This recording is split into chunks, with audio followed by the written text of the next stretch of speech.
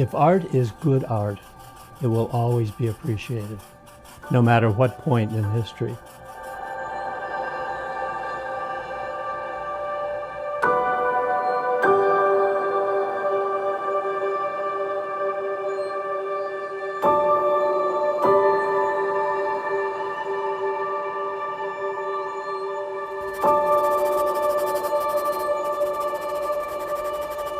Years ago, SIM was probably the first rural art museum in the United States. Most museums at that time actually began with a collection, an endowment, and a facility. We had none of those three things. We had a vision. Vibrant, fun, they had gourmet dinners and music and fashion shows. Everybody wanted to go and everybody did. Sean Sullivan was the founding member of the board. There was an abandoned gymnasium on the mall of St. Francis College. Sean got a grant from Cordelia, Mellon, Scaife, May to create an independent museum on the mall of St. Francis College. And at the time, we were acquiring pieces from the Kennedy Gallery in New York City. Larry Fleischman called me and said, Michael, would you like the Virginia Steele Scott collection of Pasadena, California? For that reception, the avant-garde of New York City came to Loretto. And Mrs. Wunderlink, who owned the Fleischman Gallery, came in dripping with diamonds, long black dress, and the first thing she said to me was, thank God this isn't in a barn. That's how we got started. It started with a bang.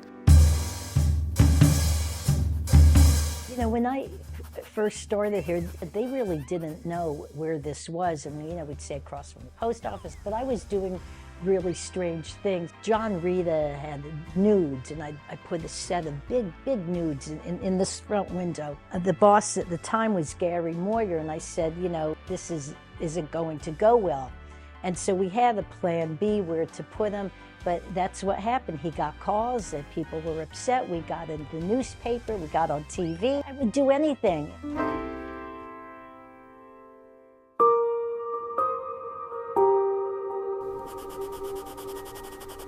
So this is Altoona by Kevin Kutz. As the years went by, I was invited to exhibit Johnstown, Blair County, and Hollidaysburg, and eventually Ligonier, and now in Bedford. And so I've taken part in all of those.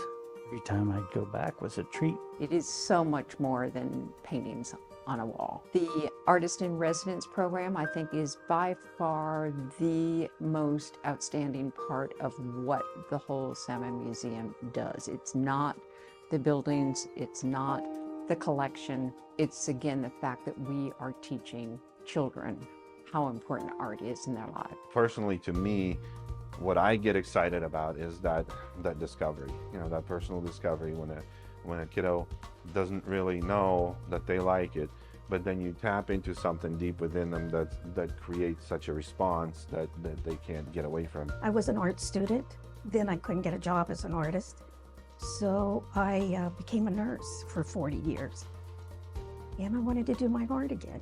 And the people here are wonderful. Look around at these beautiful paintings these kids are doing. I wish I would have had that 50 years ago. It's so important to them. Here these little kids come in and, this is my work, it's in an art museum. And I would imagine we have significantly impacted the careers of a lot of young people. When I came here, the only art that was exhibited in tents. That was the only art that was ever seen.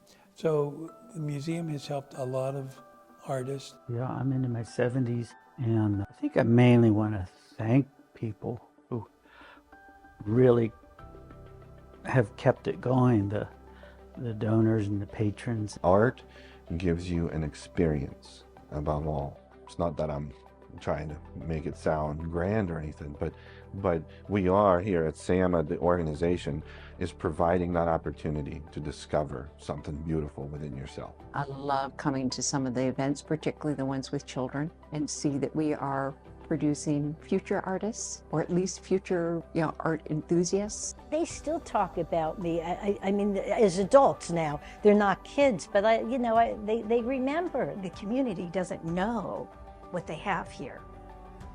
And it would be great if they could just find out.